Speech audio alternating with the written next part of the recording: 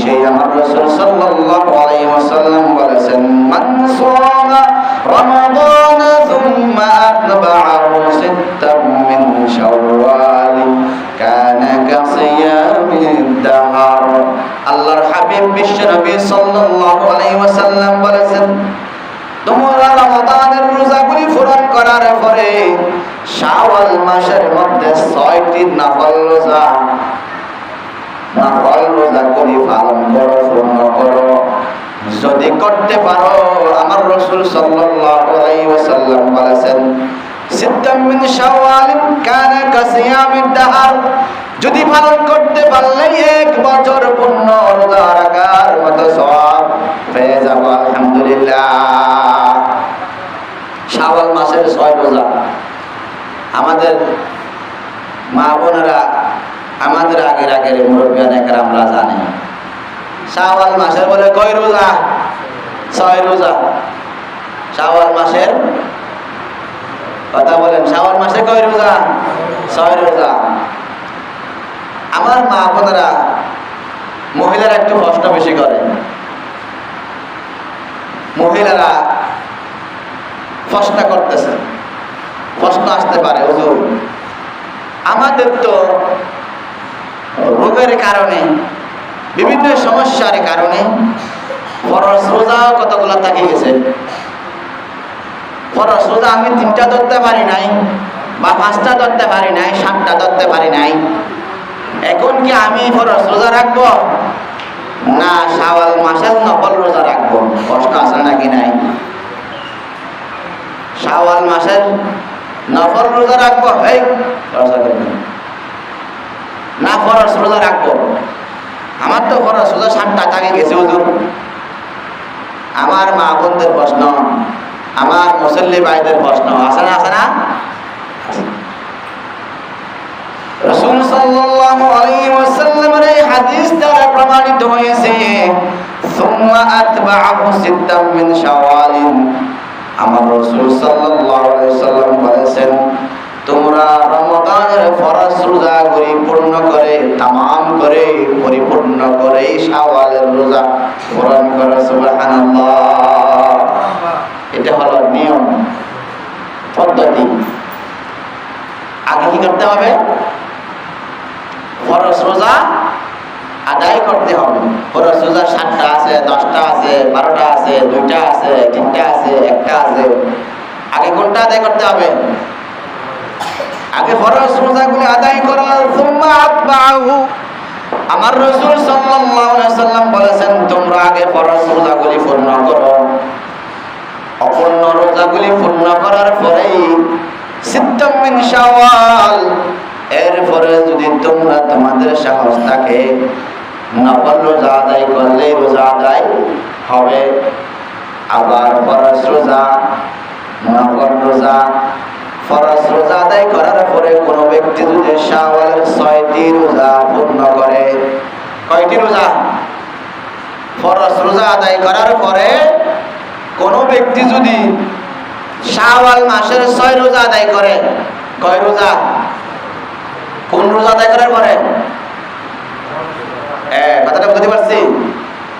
ফরজ রোজা আদায় করার পরে কোন ব্যক্তি, কোন মহিলা, পুরুষ, কোন মুসলিম তাওহীদে জানাতা যদি রোজা শাওয়াল মাসের 6 রোজা আদায় করে, আমার রাসূল সাল্লাল্লাহু আলাইহি ওয়াসাল্লাম বলেছেন, পুরাপুরি 1 বছর সারা দিন সারা রাত জাগে থাকে, সারা রাত কোরআন তেলাওয়াত করে করে, সারা রাত তাহাজ্জুদ পড়ে পড়ে, সারা রাত ইবাদত করে করে রাত কাটাইয়েছেন, সেই ব্যক্তির মতো সেই রকম সওয়াব, এবং সারা দিন সারাটা বছর 12 মাস রোজা রাখার সমতুল্য সওয়াব।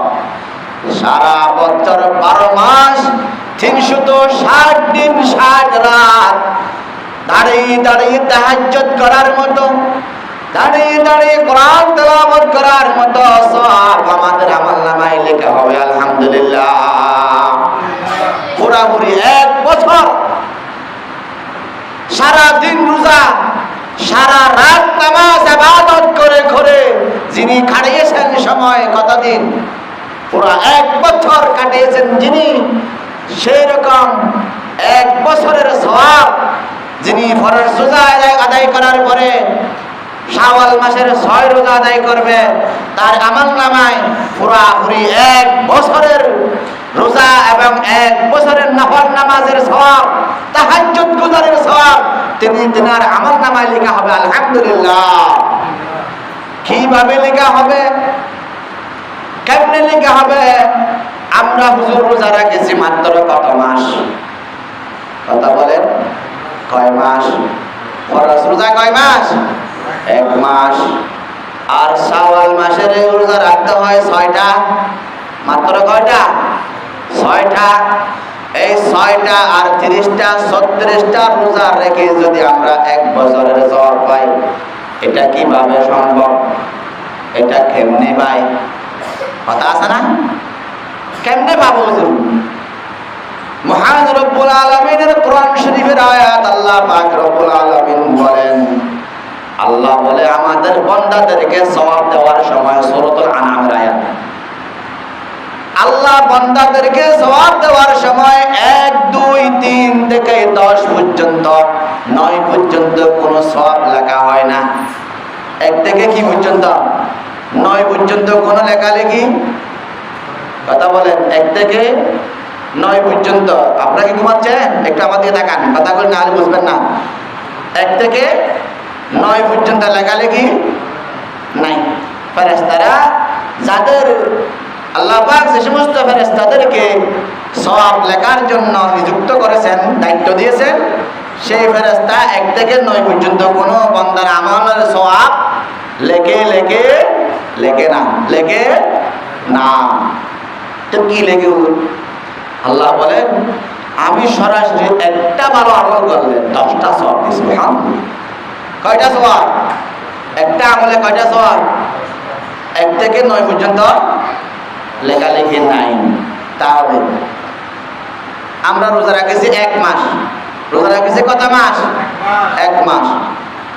1 মাস রোজা রাখে, এক এক রোজার পরিবর্তে যদি 10টা হয়, আবার আরেক আয়াতের মধ্যে বলেছেন 100, আরেকবার আরেক হাদিসের মধ্যে রাসূল বলেছেন 700, আরেক হাদিসের মধ্যে রাসূল বলেছেন 70,000।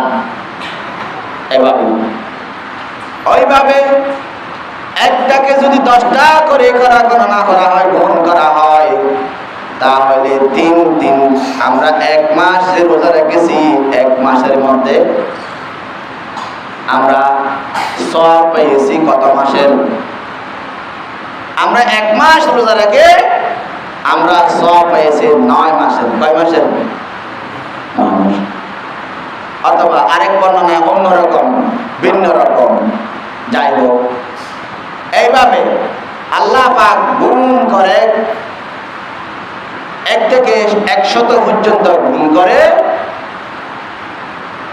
300 দিন। কত দিন? 300 দিন। এক একটা রোজার মধ্যে যদি 10টা হয়, 10টার মধ্যে কত হলো? 100। রোজা রেখেছি কতটা আমরা? 30টা। কতটা? 30টা। তাহলে 30টার মধ্যে 30 কত হলো? 300 হলো। 10টার মধ্যে 100, আর 10টার মধ্যে 200, আর 10টার মধ্যে 100, মোট সর্বমোট 300 দিনের কি পেলাম? সওয়াব পেয়ে গেলাম। এরপরে শাওয়াল মাসের 6 রোজা যখন আমরা রেখেছি, বাকি 60 দিনের সওয়াব আমাদের আমলনামায় লেখা হয়েছে। আলহামদুলিল্লাহ। এইভাবে শাওয়াল মাসের রোজা, ফরজ রোজা আদায় করার পরে কোনো ব্যক্তি, মুসলিম কোনো নর এবং নারী যদি রোজা আদায় করার পরে, ফরজ রোজা আদায় করার পরে শাওয়াল মাসের 6 রোজা রাখে, তিনার আমলনামায় পুরো 1 বছর ইবাদতের সওয়াব, রমাদানের রোজার সওয়াব, ফরজ রোজা, নফল রোজা, সারা বছরে ইবাদতকারীর সওয়াব আমলনামায় লেখা হবে। আলহামদুলিল্লাহ। কিন্তু একটা জিনিস সমস্যা, সেটা কি? আমার রাসূল সাল্লাল্লাহু আলাইহি ওয়াসাল্লামের পিছনে অনেক সাহাবায়ে কেরাম ছিলেন, তার মধ্যে 5 ওয়াক্ত নামাজিও ছিল। নামাজ পড়ে ঠিক আছে, টুপি মাথায় দেয় ঠিক আছে, কিন্তু একটা জিনিস সমস্যা, সেটা হলো সেটা কি দুনিয়ার মধ্যে হেদায়েত পাওয়ার পরও পথভ্রষ্টতা হয়ে যায়, পথ হারা হয়ে যায়। সারা মাস 30টা রোজা রেখেছেন, রমাদানের ঈদের আগের দিন পর্যন্ত মাগরিবের নামাজ পড়েছেন, এশারের নামাজ পড়েছেন, এর পরের দিন থেকেই ঈদের নামাজের পর থেকে আর নামাজ দোয়া তাদের কাছে নাই, তাদের কাছে নাই। তাহলে এখন সেই পথভ্রষ্টতা, এখন পথ হারা হয়ে গেল। হেদায়েত পাওয়ার পরেও, এত রোজা রাখার পরেও, এত নামাজ আদায় করার পরেও, এত আল্লাহর দরবারে কান্নাকাটি করার পরেও সে এখন পথ হারা হয়ে যাচ্ছে হেদায়েত পাওয়ার পরেও। নাউজুবিল্লাহ। এই জন্য আমার রাসূল সাল্লাল্লাহু আলাইহি ওয়াসাল্লাম বলেছেন, তাফাক্কারু ফিদ দুনিয়া ফাইন্নাহা লাইসাত বিদারি মাকাম। আমার রাসূল বলেছেন, তোমরা চিন্তা গবেষণা করো, চিন্তা করো ফিদ দুনিয়া, এই দুনিয়াটার মধ্যে ফাইন্নাহা লাইসাত বিদারি মাকাম, এই দুনিয়াটা কারোর জন্য চিরকালের জন্য নয়। দুনিয়া কারোর জন্য কি নয়? চিরকালের জন্য নয়। আমার রাসূল আরো বলেছেন, ওয়ালা তাতমাউ ফিদ দুনিয়া ওয়ালাউ খালাতুন আলফা আম। আমার রাসূল সাল্লাল্লাহু আলাইহি ওয়াসাল্লাম বলেছেন, দুনিয়াতে সহস্র বছর হায়াত পেলেও দুনিয়ার প্রতি আকৃষ্ট হয়ো না। সুবহানাল্লাহ। দুনিয়ার মধ্যে হাজার হাজার বছর পেলেও হায়াত যদি হাজার হাজার বছর পাও, এর পরও হাজার বছর পেলেও তোমরা দুনিয়ার প্রতি আকৃষ্ট হইও, দুনিয়ার প্রতি লোভী হয়ে যেও না, দুনিয়া নিয়ে ব্যস্ততা হয়ে যেও না।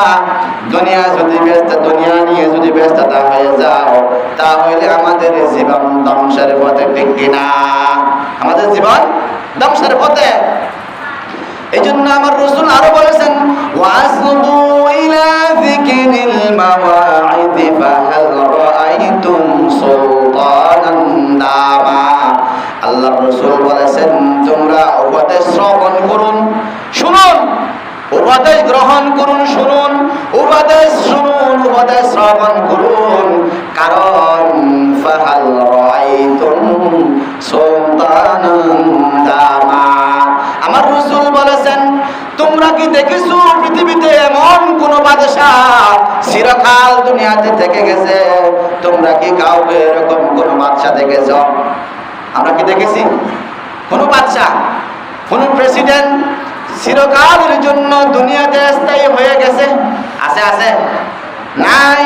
এই জন্য আমার রাসূল বলেছেন, হাজার বছর পেলেও তোমরা দুনিয়া নিয়ে ব্যস্ততা হয়ে যেও না, উপদেশ শ্রবণ করুন। কোন বাদশাহ চিরকাল রয়েছে কি তোমরা কি দেখেছ? কোন বাদশাহ চিরকাল রয়েছে? নাই, নাই।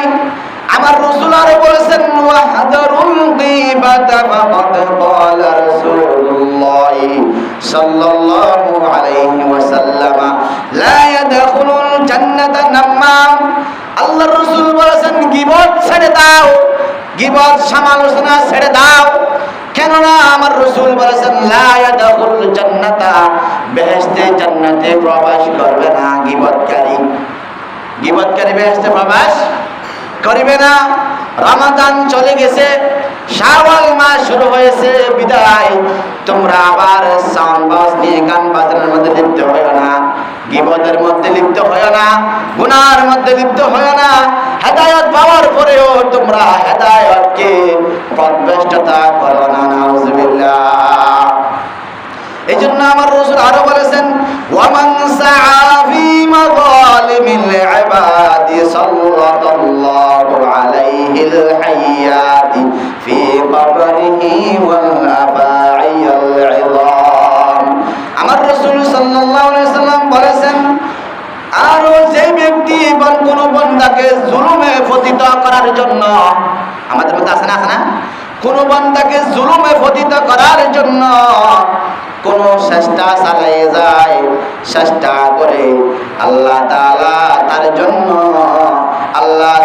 তার জন্য বড় বড় সাপ, বড় বড় অজগর সাপ নিযুক্ত করে রেখে দিয়েছেন। নাউজুবিল্লাহ। কোন ব্যক্তিকে জুলুমে পতিত করার জন্য, জুলুম করার জন্য যদি চিন্তা গবেষণা চেষ্টা চালিয়ে যান, তাহলে আল্লাহ রাসূল বলেছেন সেই ব্যক্তির জন্য বড় বড় অজগর সাপ কবরে উপস্থিত করেছেন। নাউজুবিল্লাহ। আমার রাসূল আরো বলেছেন, ওয়ামান আ'আনা যালিমান আলা মাজলুমিন ওয়ালাউ বিশাতরি কালিমাতিন ক্বাদ বিগাদাবিন মিনাল্লাহ। আর আমার রাসূল সাল্লাল্লাহু আলাইহি ওয়াসাল্লাম বলেছেন, কোন ব্যক্তিকে, যেই ব্যক্তি কোন জালেমকে, একজন তো জালেম আছে, একজন জালেম আছে না সমাজের মধ্যে এবং দেশের মধ্যে, রাষ্ট্রের মধ্যে কতগুলো মানুষ সেরকম থাকে, খারাপ মানুষ। কোন জালেমকে যদি কোন মানুষ সহযোগিতা করে, একটা কথার মাধ্যমেও বা একটা কথা দিয়েও যদি কোন সহযোগিতা করে, আমার রাসূল সাল্লাল্লাহু আলাইহি ওয়াসাল্লাম বলেছেন, ফাকাদ বাআ বিগাদাবিন মিনাল্লাহ। আল্লাহ পাক তার জন্য আযাব এবং গজব নিযুক্ত করে রেখে দিয়েছেন। সুবহানাল্লাহ। কোন জালেমকে জুলুম করার জন্য, ধরেন এই ব্যক্তিকে জুলুম করার জন্য ইনি জালেম, এই জালেমকে উনি সহযোগিতা করতেছে কথার মাধ্যমে, ওকে তুমি যদি এরকম করো তুমি ভালো করে জুলুম করতে পারবে, না হলে তুমি ওকে আর কোনো দিকে ওকে কিছু করতে পারবে না, এরকম করতে হবে। কথার মাধ্যমে সহযোগিতা আছে না, আছে না? আছে। এই কথার মাধ্যমে সহযোগিতাকারী আল্লাহর রাসূল বলেছেন, ফাকাদ বাআ বিগাদাবিন মিনাল্লাহ। আল্লাহ পাক রব্বুল আলামিনের গজবের অধিকারী হয়ে যায়। নাউজুবিল্লাহ। যিনি কথার মাধ্যমে জালেমকে সহযোগিতা করার জন্য কথা দিয়েছে, শুধু কথা সহযোগিতা করেছে, এই কথা সহযোগিতা করার কারণে আল্লাহর গজব তার উপর নিযুক্ত হয়ে যায়। নাউজুবিল্লাহ। আমার রাসূল আরো বলেছেন, ওয়াসওয়াদা ওয়াজহু ইয়াওমাল কিয়ামাহ। কিয়ামতের দিন আল্লাহ পাক সেই সহযোগিতাকারী ব্যক্তির মুখমণ্ডল কালো করে উঠাবেন। নাউজুবিল্লাহ। কিয়ামতের দিন যিনি জালেমকে সহযোগিতা করেছিল কথার মাধ্যমে বা কাজের মাধ্যমে, ইশারার মাধ্যমে, সেই ব্যক্তির চেহারা মুখমণ্ডল কালো, একেবারে কালো করে তুলবেন। নাউজুবিল্লাহ। আমার রাসূল আলো বলেছেন, ওয়ামান কাতামা শাহাদাতান ফাহুয়া কাশাহিদিজ জুর আ'আদাল্লাহু লাহু ফি জাহান্নামা আশাররা মাকাম। আমার রাসূল সাল্লাল্লাহু আলাইহি ওয়াসাল্লাম বলেছেন, যে ব্যক্তি সত্য সাক্ষ্যকে গোপন রাখে, সেই মিথ্যা সাক্ষ্য দানকারী নেই। যে ব্যক্তি সত্য সাক্ষ্যকে গোপন রাখে, সত্য সাক্ষ্য দেয় না, গোপন রেখেছে, কিচ্ছু বলতেছে না, এখন সেই নিরাপত্তা অবলম্বন করতেছে, ওই নিরাপত্তা অবলম্বন করার কারণে আমার রাসূল সাল্লাল্লাহু আলাইহি ওয়াসাল্লাম বলেছেন, সেই সত্য সাক্ষ্যকে গোপন করার কারণে সেই মিথ্যা সাক্ষ্যকারী নেই। নাউজুবিল্লাহ। মিথ্যা সাক্ষ্যকারী মতো নেই। এই জন্য আমার রাসূল আরো বলেছেন, লাহু আ'আদাল্লাহু লাহু ফি জাহান্নামা আশাররা মাকাম। আল্লাহ পাকের হাবিব রাসূল সাল্লাল্লাহু আলাইহি ওয়াসাল্লাম বলেছেন, আল্লাহ তাআলা তার জন্য জাহান্নামের সর্বনিম্ন নিকৃষ্ট স্থান নির্ধারিত করেছেন। নাউজুবিল্লাহ। যিনি সত্য সাক্ষ্যকে সত্য না বলিয়া মিথ্যা সাক্ষ্য আশ্রয় নিয়েছেন অথবা সত্যকে গোপন করে চুপ করে থাকছেন, সেই চুপকারী ব্যক্তির জন্য আল্লাহ পাক রাসূল সাল্লাল্লাহু আলাইহি ওয়াসাল্লাম বলেছেন, ফি জাহান্নামা আশাররা মাকাম। জাহান্নামের সর্বনিম্ন স্তর তার জন্য নিযুক্ত করে রেখেছেন। নাউজুবিল্লাহ। নাউজুবিল্লাহ। যিনি সত্য সাক্ষ্য, সত্য কথা বলে না, আছে না, আছে না? আমাদের সমাজে আছে না? আমার রাসূল বলেছেন, যিনি সত্য সাক্ষ্যকে গোপন রাখেছেন, ওই গোপন রাখার কারণে মিথ্যা সাক্ষ্য দিয়ে, সত্য সাক্ষ্য যেখানে দেয় না সেখানে তো অবশ্যই মিথ্যা সাক্ষ্য দিয়ে সেটা কি হয়ে যাবে, বাস্তবায়ন হয়ে যাবে। কারণ যেখানে সত্যটা বলতেছে না কেউ, সত্যটা যেখানে কেউ বাস্তবায়ন করতেছে না, সেখানে অবশ্যই মিথ্যাটা কি হয়ে যাবে, মিথ্যা হস্তরে হয়ে যাবে, আশ্রয় হয়ে যাবে, মিথ্যাটা আশ্রয় হয়ে যাবে, কারণ সত্যটা কেউ কি করতেছে না, প্রকাশ করতেছে না। সেই জন্য আমার রাসূল সাল্লাল্লাহু আলাইহি ওয়াসাল্লাম বলেছেন ফি জাহান্নামা আশররা মাকাম, আল্লাহর রাসূল বলেছেন তার জন্য জাহান্নাম, জাহান্নামের নিম্ন স্তর সৃষ্টির জন্য নির্ধারিত করা হয়েছে। নাউযুবিল্লাহ। এই জন্য ও আমার মুসলিম তৌহিদি জনতা, এই শাওয়াল মাসের 6 রোজা রাখবো, আমরা তাকওয়াকে ধরে রাখবো। তাকওয়াকে আমরা যারা রোজা রেখেছি, নামাজ পড়েছি, আল্লাহ পাকের ইবাদত করেছি, আমরা কোনোদিন মিথ্যা সাক্ষ্য দিতে পারবো? মিথ্যার আশ্রয় আমরা কোনোদিন নিতে পারি না। আমরা কোনোদিন মিথ্যার আশ্রয় আমরা নিতে পারি না। জালেমকে আমরা কোনোদিন পরামর্শ দিতে পারি না, জালেমকে আমরা কোনোদিন সাপোর্ট দিতে পারি না। জালেমকে যদি আমি সাপোর্ট দিই, আমিও জালেম হয়ে গেলাম। নাউযুবিল্লাহ। জালেমকে যিনি সাপোর্ট দেয় তিনিও কি জালেম। ধরেন 1 মাস ধরে আমাদের রমাদানের মধ্যে নামাজ ধ্বংস হলো না, সেখানে কোনো মানুষ সত্যর কথা বললেই মারামারি গালাগালি আছে না? সারা বিশ্বে না, এখানে শুধু সারা বাংলাদেশে আছে। তুমি ভুল করছো কেন? যেমন আমি নামাজ পড়াচ্ছি, আমি নামাজ পড়াইয়া আমি যদি ভুল পড়ি, আপনারা কি লোকমা দিবেন না? দিতে হবে কি হবে না? ভুল হলে ভুল বলতে হবে না? অবশ্যই বলতে হবে। জনগণের অধিকার আছে নাকি নাই? সমস্ত মসজিদের অধিকার আছে নাকি নাই? আছে। এই অধিকারকে হস্তক্ষেপ করে আমি যদি বলি এই তুমি ভুল করেছ কেন, আছে না? এই ভুল ধরলে মার, ভুল ধরলেই চাকরি উচ্ছেদ, আছে না? আর কতগুলো মানুষ মিথ্যার আশ্রয় আমাদের মধ্যে আছে। নাউযুবিল্লাহ। আল্লাহ পাক আমাদের সবাইকে হেফাজত করে, সবাই বলে আমিন।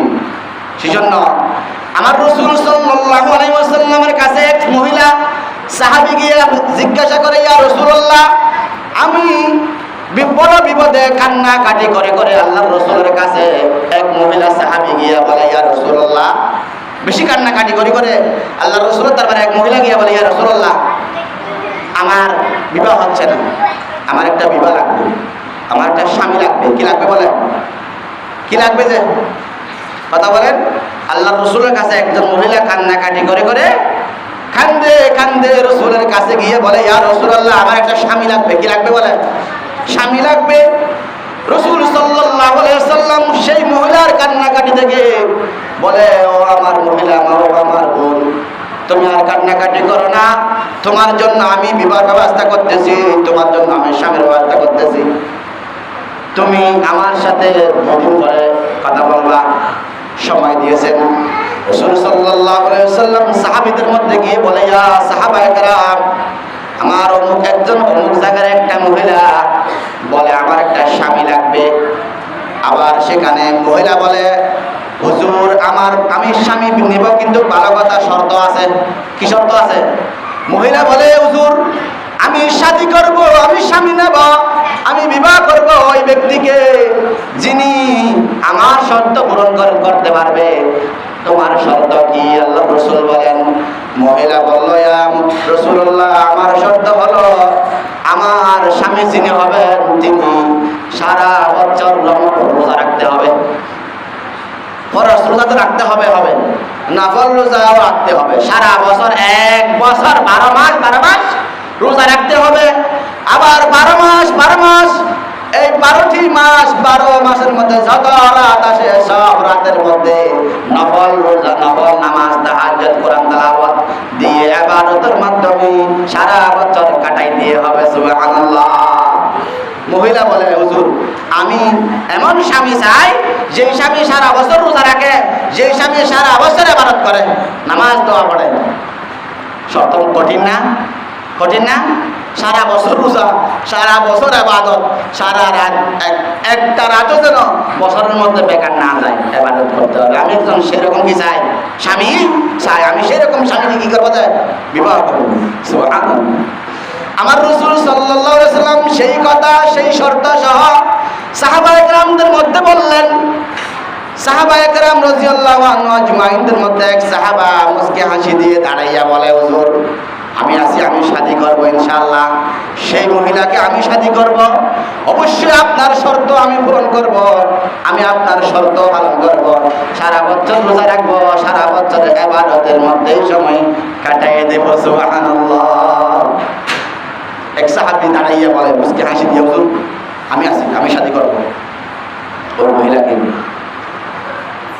এরপরে রাসূল সাল্লাল্লাহু আলাইহি ওয়াসাল্লাম সেই সাহাবার কথা শুনে ওই মহিলাকে ডেকে শর্ত সহকারে বিবাহ আব্দ সম্পূর্ণ করে দিলেন। আব্দ সম্পূর্ণ আমার রাসূল নিজেই করে দিলেন। আব্দ সম্পূর্ণ করার এক সপ্তাহ পরে আবার কান্নাকাটি করে করে এই মহিলা রাসূলের দরবারে আসিয়া বিচার দেয়, হুজুর এমন কান্নাকাটি করে, যার কান্নাকাটি করে রাসূলের দরবারে আসি বিচার দেয়, ইয়া রাসূলুল্লাহ আমি যেই শর্ত দিয়েছিলাম সেই শর্ত পূরণ হইতেছে না। আমার স্বামী সারা বছর রোজা রাখে না, আমার স্বামী সারা বছর তাহাজ্জুদ কোরআন তেলাওয়াতে সময় কাটায় না। সুবহানাল্লাহ, বিচার আছে নাকি? আমার রাসূল সাল্লাল্লাহু আলাইহি ওয়াসাল্লাম এক মুখে কোনদিন কথা শুনে বিচার করতেন না। এক মুখে কথা শুনে মহিলা যিনি বিচার দিয়েছেন স্বামীর বিরোধী, জামার বিরোধী যিনি বিচার দিয়েছেন তিনির কথা শুনে আমার রাসূল সাল্লাল্লাহু আলাইহি ওয়াসাল্লাম বিচার করেন নাই। না না, তোমার কথা হবে না, ও মহিলা তোমার স্বামীকে আনতে হবে। তুমি যা আমাকে সাক্ষী দিচ্ছ ওই সাক্ষীগুলি আমার বাস্তবায়ন করতে হবে, তদন্ত করতে হবে, সঠিক কিনা, সত্য কোনটা মিথ্যা কোনটা আমার দেখতে হবে। আর আমাদের সমাজে বিচারক আছে, যাচাই বাছাই আছে না? নাই। আমাদের বর্তমান সমাজে যাচাই বাছাই করে বিচার করা কি হয়? করে কেউ কথা বলতেছে না কেন? মসজিদের ভিতরে মিথ্যা কথা বলতেন নাকি? যাচাই বাছাই নাই, একমুখী বিচার করে। দেখ তুই মাস্টার কেন এমনি ঠুসি, এমনি গুড়ি মারে, আর মারে না, এমনি গুড়ি পড়ে, আরেকজনের গায়ে হাত লাগায়। মারছস কেন? গাবতারে লাগাও সেখানে আছে না? আমার রাসূল সাল্লাল্লাহু আলাইহি ওয়াসাল্লাম সেই মহিলার কথা শুনে বিচার করেন না, স্বামীকে ডাকছেন। স্বামীকে ডাকার পরে জিজ্ঞাসা করা হলো, ও সাহাবা তোমাকে অমুক মহিলা সাহাবীকে বিবাহিত করা হয়েছিল শর্ত সহকারে, তুমি শর্ত কেন পূরণ করলে না? রাসূল যখন জিজ্ঞাসা করলেন, হুজুর আমি সব শর্ত পূরণ করেছি। আর মহিলা বলে, না না হুজুর আপনার একটা শর্ত আমার পূরণ করে নাই। মহিলা বলে পূরণ করে নাই, আর স্বামী বলে কি আমি পূরণ করেছি। মহিলা বা স্ত্রী বলে পূরণ করে নাই। আমার রাসূল সাল্লাল্লাহু আলাইহি ওয়াসাল্লাম সাহাবাকে ওই পুরুষ স্বামীকে জিজ্ঞাসা করলেন, ও আমার সাহাবা তুমি কিভাবে পূরণ করেছো আমাকে একটু বুঝিয়ে বলো। আমার রাসূলের সাহাবা রাদিয়াল্লাহু তাআলা বলল, হুজুর আপনি বলেছেন যে ব্যক্তি রমাদানের রোজা রাখলে এক মাস রোজা রাখার পরে আবার যদি শাওয়ালের 6 রোজা নফল রোজা রাখা হয়, আল্লাহর রাসূল আপনি বলেছেন মান সামা, আল্লাহর রাসূল বলেছেন মান সামা রমাদান সুম্মা আতবাহু সিত্তাম মিন শাওয়াল কানা কাসিয়ামিদ দাহর। রাসূল, আল্লাহর রাসূল আপনি বলেছেন রমাদান রোজা রাখার পরে শাওয়ালের 6 রোজা যদি রাখে পুরাপুরি 1 বছর সারা বছর রোজা, সারা বছর নামাজ, তাহাজ্জুদের নামাজ, কোরআন তেলাওয়াত করে করে কাটানোর সওয়াব পেয়ে যাবেন। আলহামদুলিল্লাহ, আপনি বলেছেন সেই হাদিস, আপনার হাদিস, আপনি নিজেই বলেছেন আপনি আল্লাহর নবী, আমি আপনার নবী হিসাবে সেই হাদিস মেনে আমি সব ইবাদত করেছি, আমি সব শর্ত পূরণ করেছি। সেই কথা যখন বললেন মুস্কি হাসি দিয়ে আল্লাহর রাসূল বলেন, ঠিক আছে আমার সাহাবা ধন্যবাদ। সুবহানাল্লাহ, সাহাবারটা সত্য, সাহাবারটা কি সত্য। মহিলা এখন চিন্তিত হয়ে গেল, এত যে কৌশল অবলম্বনকারী আমার স্বামী, তিনি যে 1 বছরের রোজা, 1 বছরের ইবাদত আমাকে বুঝিয়ে দিয়েছেন রাসূলের সামনে, সেটা মিথ্যা আর বাইনের বুঝতেও পারিনি। সুবহানাল্লাহ। সাহাবা এরপরে কোরআন তেলাওয়াতের কথা বলা হয়েছে। আমার রাসূল সাল্লাল্লাহু আলাইহি ওয়াসাল্লাম আবার জিজ্ঞাসা করলেন, তুমি কোরআন তেলাওয়াত কিভাবে করেছো, কোরআন খতম কিভাবে করেছো? সারা বছর কোরআন খতমের কথা ছিল। আমার রাসূল রাসূল সাল্লাল্লাহু আলাইহি সাল্লামকে সাহাবা বলল, হুজুর আপনি আমার স্ত্রী থেকে জিজ্ঞাসা করুন, আমি যখন শুইতে যাইতাম রাত্রে খাবার খেয়ে যখন শুইতে যাইতাম বিছানায় যাইতাম, তখন আমার স্ত্রীর পাশে বসিয়ে বসিয়ে আমি 3 বার সূরাতুল ইখলাস তেলাওয়াত করতাম। সুবহানাল্লাহ। 3 বার সূরা ইখলাস তেলাওয়াত করলে কয় খতম কোরআনের সওয়াব? 1 খতম কোরআনের সওয়াব। আলহামদুলিল্লাহ। আমার রাসূলের সাহাবা প্রশ্নের উত্তর দিল, হুজুর আমি কোনোদিন আমার জীবনে কোরআন তেলাওয়াত বাদ দিই নাই। আমি আমার স্ত্রীর পাশে বসিয়ে শোয়ার আগে আমি 3 বার সূরাতুল ইখলাস তেলাওয়াত করে করে আমার স্ত্রীকে শোনাইছি কি শোনাই নাই, আমার স্ত্রীকে একটু জিজ্ঞাসা করেন। স্ত্রী বলল, হুজুর 3 বার সূরা ইখলাস পড়েছি, সেটা আমি শুনেছি। আমার রাসূল মুস্কি হাসি দিয়ে বলে, অবশ্যই আমার সাহাবা কোরআন তেলাওয়াত করেছেন, রোজাও রেখেছেন, নফল রোজা রেখেছেন, ফরজ রোজা রেখেছেন, সারা বছর আমার সাহাবা ইবাদতের মধ্যে কাটিয়েছেন। সুবহানাল্লাহ। সেই রকম ইবাদত আমরা কি চাই না? চাই না ইনশাআল্লাহ? চাই।